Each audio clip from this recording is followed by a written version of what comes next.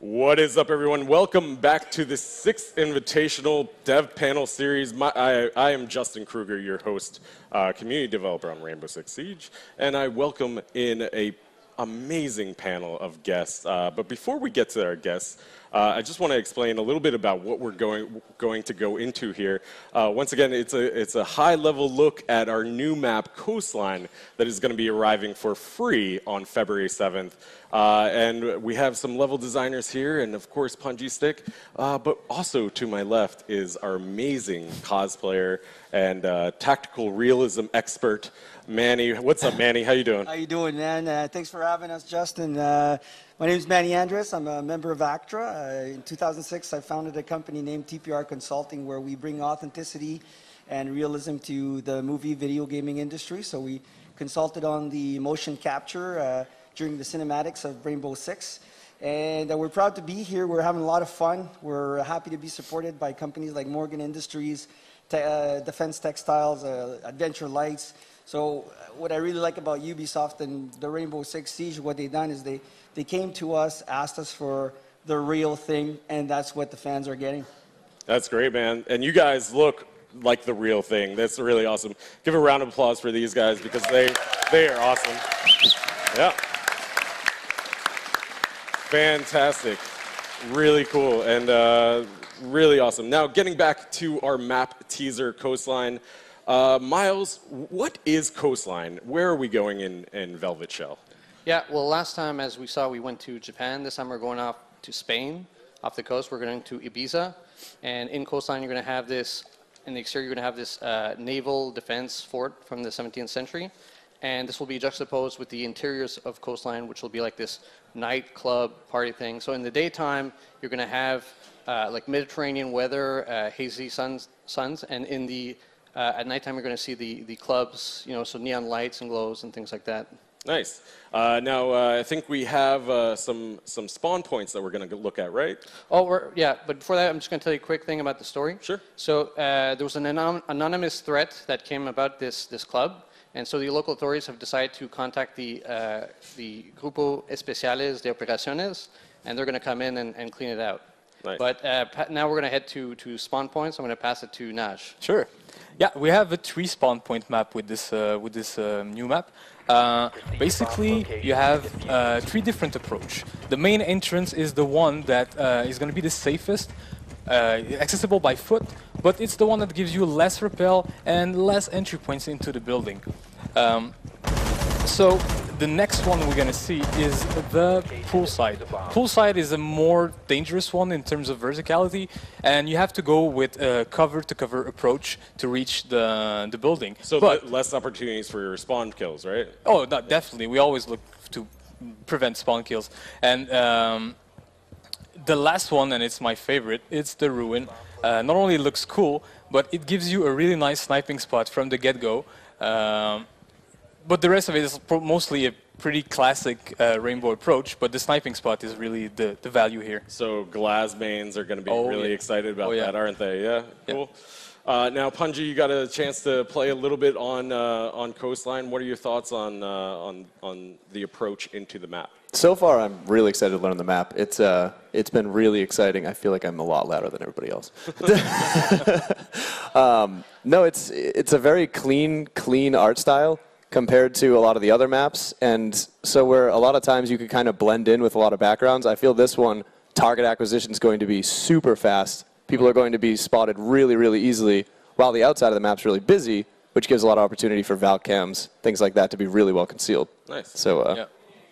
Cool. That's good. Well, that is awesome. Now, Naj, we're going to take a look at some of the beauty shots of Ibiza in Coastline because it really is beautiful. Naj, tell us how this map is a little bit different from others.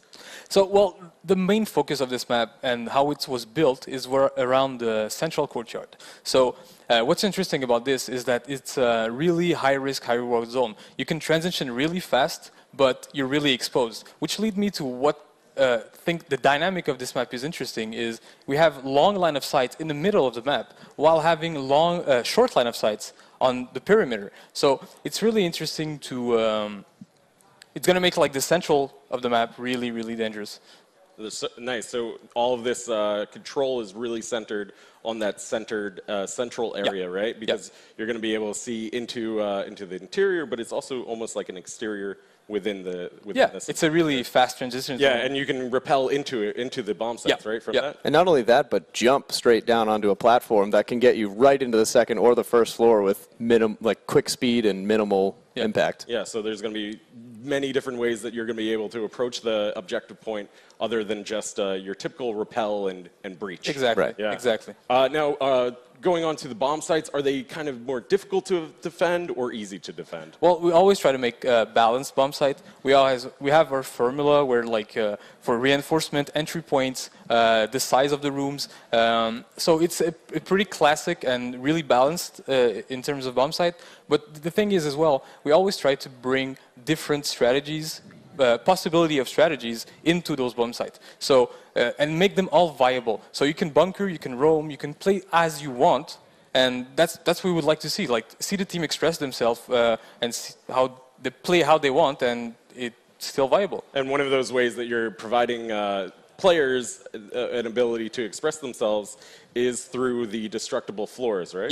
Yeah. The whole second floor is going to be. What is it? 4 drops all over that. Yeah, there's 4 hatches and a lot of line of sight floors, so it's going to be really interesting to see. Nice. And so now we're going to talk a little bit about the development process. Miles, how do you?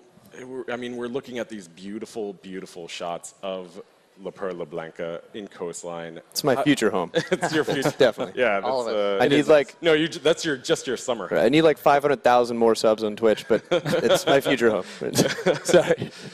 So Miles, how do we get to that point?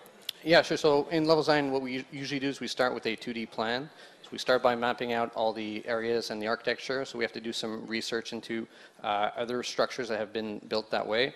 And once we have done this, then we start building in 3D. And that's done with dev textures and grayscale maps. And that's done to really test out the gameplay first and make sure that everything is well balanced. There's lots of different strats. And from there, we bring in the artists, and they help make it very pretty. Yeah. And one thing I want to mention, there's like a kick-ass map production team behind all those maps. Are they responsible for the pool table? Oh yeah, no, it's not only level design. There's like sound, FX, modeling, lighting, textures, The pool table? Yeah. With the playable pool? No, like honestly, there's a huge team that to bring the level of quality that we bring on these maps. There's a really nice, like, big team behind us, and And it's a big team effort to make this happen. yeah. Nice. Really huge shout out to everybody that works on level design and your team, because they are so strong at what they do. And I mean, you guys really are kind of like architects, right? You start with a blueprint, then you build basically grayscale models, and definitely, and then sort of tweak the balancing. How do you make sure that's balanced? Well, like, I mean, the architecture is one component. It's to make sure that it feels very credible, and gameplay is the other component. And that takes a lot of playtesting, feedback, and from there we iterate on the map until we feel it's right. Nice. Now, Punji Stick, how did you feel about the balance of the map going into it? I mean, on a game like Siege, where there are so many things developed by players with so many different imaginations, it's really hard to say after only a couple hours playing it. But so far, it's felt great. Like like Skyscraper's been a project to learn. I've had a really hard time with that one. But this map already, I feel a lot more comfortable roaming around it and trying to figure it out. It definitely seems like it has a lot of opportunities to take advantage of the new operators, especially Mira. Yeah. And especially for sure. with Mira creating those line of sights where you can see right down one of those long hallways. Exactly. Yeah, absolutely. Really interesting to see how players are going to be playing on this. Okay, now, moving on to like how it feels competitively.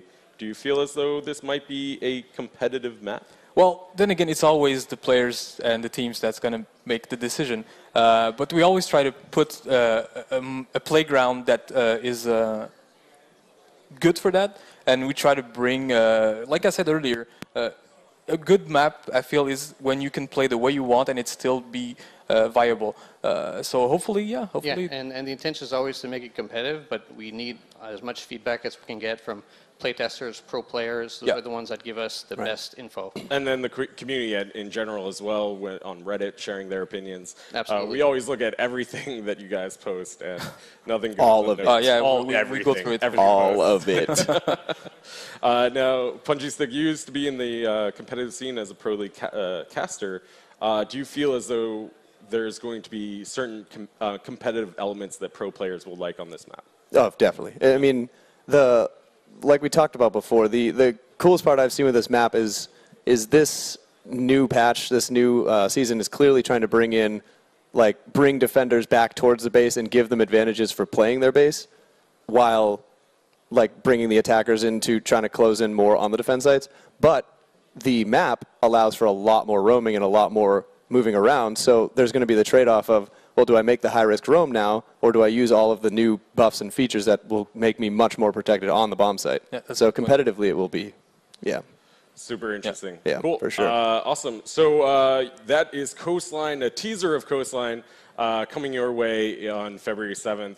But tomorrow, you'll be able to see Punji Stick and all of our other awesome community members and Twitch streamers. Oh, we'll find everything wrong with it in that match tomorrow. Yeah, playing that tomorrow please do. in it's the gonna be afternoon, right around 1:30 p.m. So Yeah. make sure you tune into that show match. Awesome. Also, with Velvet Shell coming on February 7th, we have a slew of new improvements, as well as a new homepage, which is the first thing that you're going to be able to see that is completely new in Rainbow Six Siege.